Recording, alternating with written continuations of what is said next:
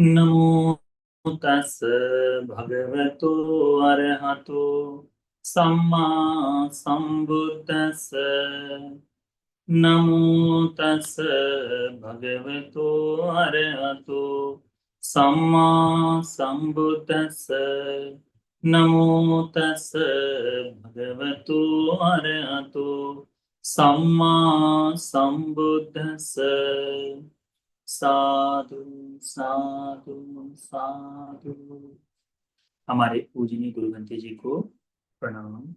साधु साधु साधु।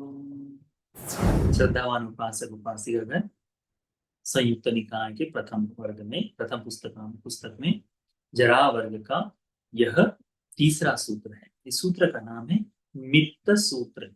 मित्त यानी मित्र, दोस्त।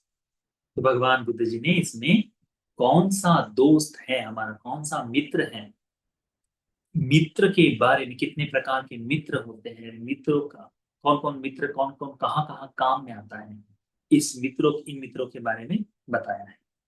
कोई एक देवता भगवान बुद्ध जी के पास आते हैं और भगवान बुद्ध जी को ये प्रश्न पूछते हैं। देखिए, ये सारे प्रश्न हम मनुष्य के लिए कितने लाभदायी हैं। आकर कौन पूछ रहा है? देवता पूछ रहे हैं। परंतु ये हमारे जीवन में बड़े ही सुंदर काम करते हैं। यदि हम इनका चिंतन मनन करें तो हम बहुत सी विपत्तियों से बच सकते हैं। ठीक है। तो इसमें कोई देवता पूछता है भगवान को, कहता है किंसु पवसतो मित्तम, किंसु मित्तम सके घरे, किं मित्तम अथ जातस्य, किं मित्तम संपरायिकंति। क्या प्रश्न पूछते हैं कि किंसु पवसतो मित्ते, जब हम कहीं जा रहे हो, यात्रा कर रहे हो, तो इस यात्रा के समय हमारा मित्र कौन है? यात्रा के समय हमें कौन सहायक बनता है? हम कौन से व्यक्ति को मित्र कह सकते हैं? दूसरा प्रश्न है किंसु मित्तम सके घरे, हम जब घर में रहते हैं तो हमारे घर का मित्र कौन, घर में कौन मित्र है? तीसरा प्रश्न है किं मित्तम अथ जातस्य, जब हमें जरूरत पड़ती, जब हमें सहायता की आवश्यकता पड़े, तो ऐसे समय में कौन सा मित्र है ना?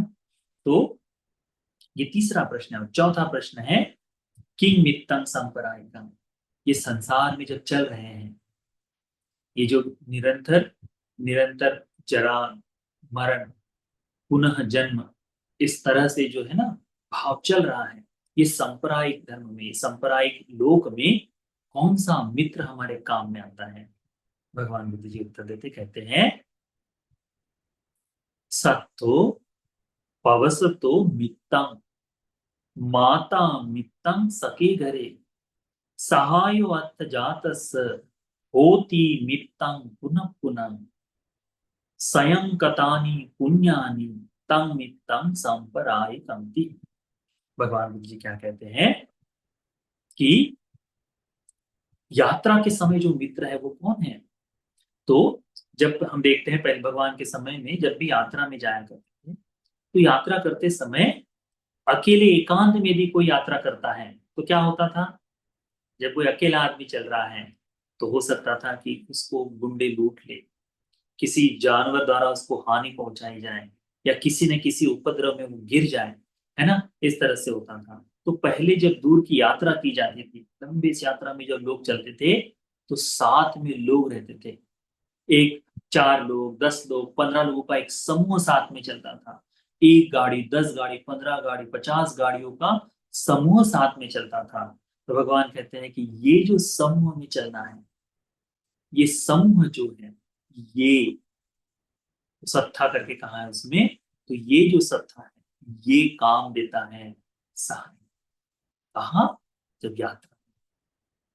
आज भी देखो, हम लोग कहते हैं कि अकेले जाना है करके, पर अकेला जाना बड़ा बोरियत भरा हो सकता है कई बार। और बता नहीं सकते कि कहाँ क्या हो जाए करके, बड़ी समस्याओं से जूझना पड़ता है। ये कहते हैं ना आजकल लोग सोलो ट्रिप पर जाना है ना?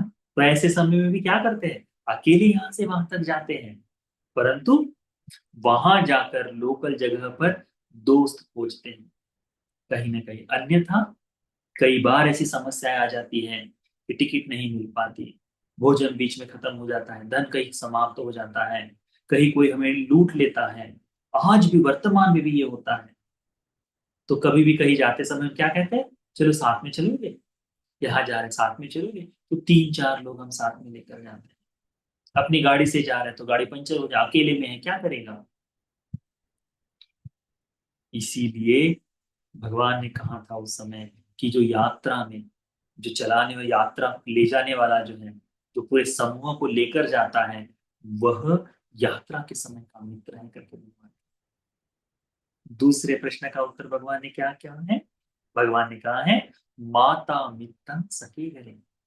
अपने घर में कौन होता है मित्र, माँ होती है मित्र, माँ है।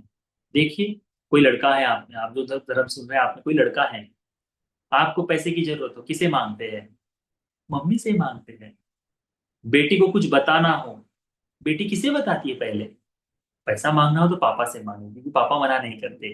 परंतु कोई गुप्त बात बतानी हो, कुछ अच्छे बुरे की बात बतानी हो, तो किसे बताएंगे, माँ। बेटे को कुछ बताना हो तो किसे बताते हैं, माँ। तो घर में मित्र कौन हुआ, माँ है। सारी चीजें माँ को बताई जाती हैं। माँ मित्र की तरह प्रेम, मित्र की तरह प्रेम नहीं करती, बहुत ध्यान रखती है सारी आवश्यकता के लिए। हमारे जितनी आवश्यकता है, उन सभी आवश्यकताओं की पूर्ति के लिए हमें बताना नहीं पड़ता कि भूख लगी है, माँ स्वयं देख लेती है बेटा भूखा है, उसे खाना चाहिए करके। वो मित्रता है। कहते हैं ना कि मित्र जरूरत के समय, हम जब वर्तमान में हम देखते हैं ना मित्र, तो मित्र भाव से समझ जाता है कि मेरे मित्र को जरूरत है करके। माँ से अच्छा कौन मित्र समझ सकता है। सारी आवश्यकताओं की पूर्ति के लिए आप दुखी हैं, माँ के सामने बैठ जाओ, सारा दुख बिल्कुल समाप्त हो जाता है। चाहे माँ की सेवा करो, उसमें से सुख, आप दुखी होने के बावजूद भी। जब माँ है तो माँ की छाया, माँ का पल्लू, सभी पूरी हर चीज के काम में आता है। आप बचपन में नाक पोंछते थे तब से लेकर, तो कितने भी बूढ़े हो जाए, बड़े हो जाए, माँ के पास बैठकर माँ के पल्लू को हाथ में लेकर स्पर्श करके देखो, आप इतना सुरक्षित महसूस करेंगे कहीं नहीं पाओ। वो मित्र है माँ का कहते हैं। तो घर में माँ ये मित्र होती है।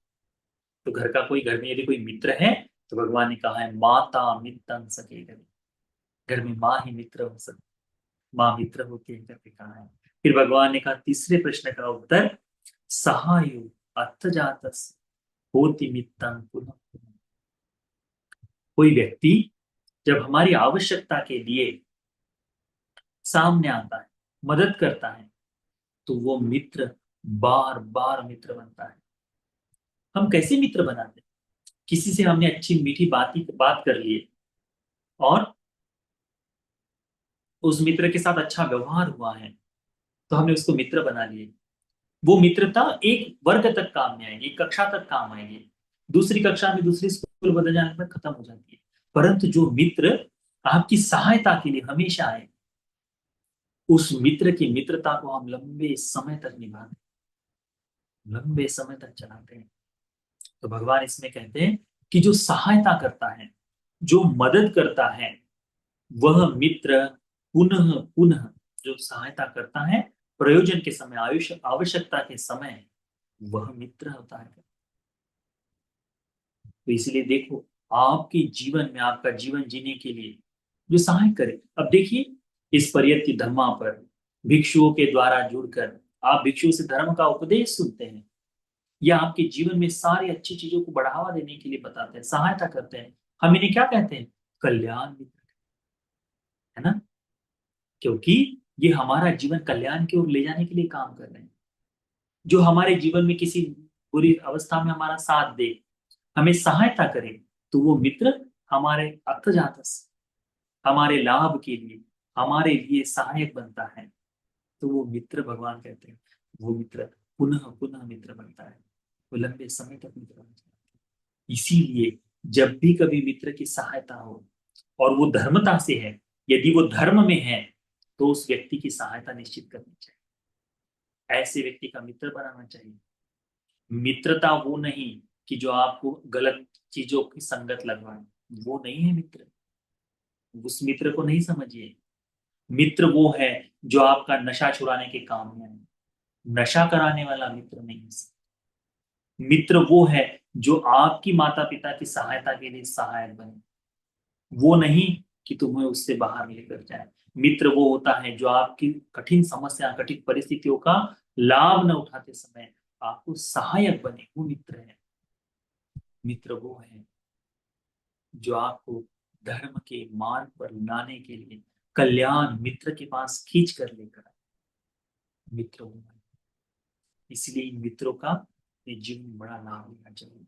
उसके बाद भगवान कहते हैं कि सांप्रदायिक पुण्य, सांप्रदायिक जो मित्र हैं, कि संसार में जब हम जीवन जी रहे हैं उसमें कौन सा मित्र हो, तो भगवान कहते हैं कि स्वयं कथानि पुण्य, जो स्वयं के द्वारा किया गया पुण्य है, तंग में तंग सांप्रदायिक, वही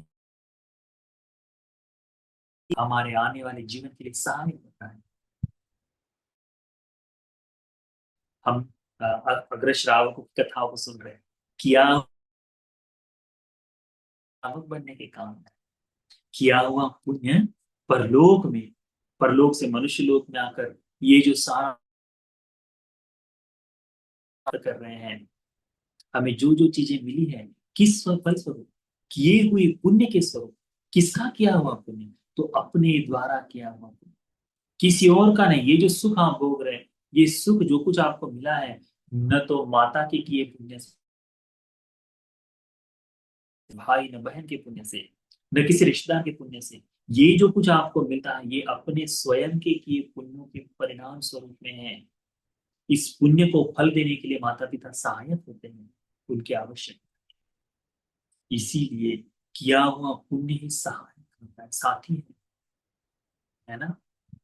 भगवान ने कहा है ना कि अपना जो कर्म है वो कर्म ही ज्ञाति है, बंधु है। उसी तरह ये कर्म ही तो है पुण्य का कर्म, ये पुण्य उसी तरह के साथ होता है।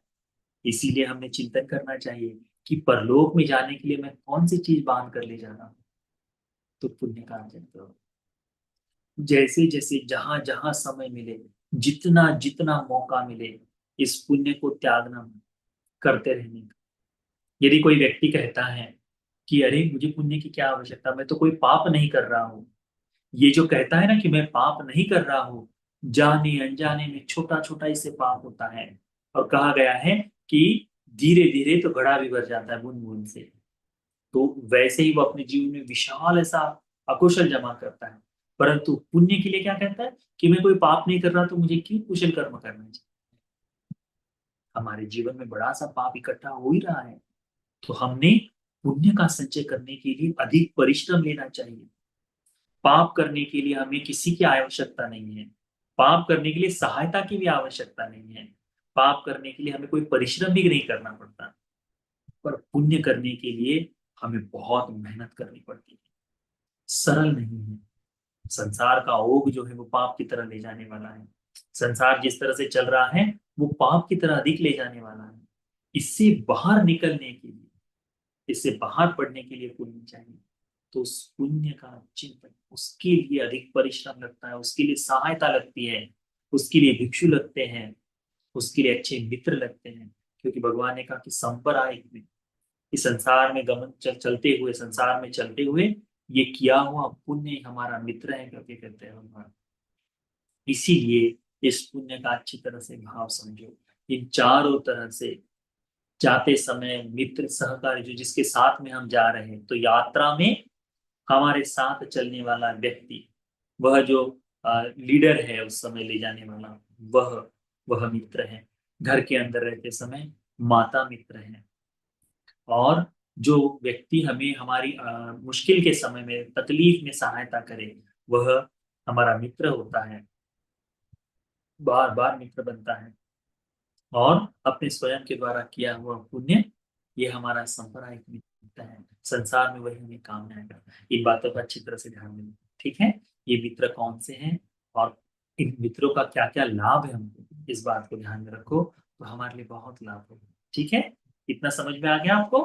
ठीक, तो ये छोटा सा सूत्र है, परंतु बहुत सुंदर है, बहुत अर्थपूर्ण है। तो इस वित्त सूत्र का उपदेश भी आप सभी को अपने जीवन में अच्छे मित्र बनाने के लिए, अच्छे धर्म की संगति के लिए, अच्छी कुशल मार्ग पर चलने के लिए, सहायक होने वाले मित्र बनाने के लिए, कल्याण मित्र के आश्रय के लिए उपकारी हो जाए। साधु साधु साधु। ठीक।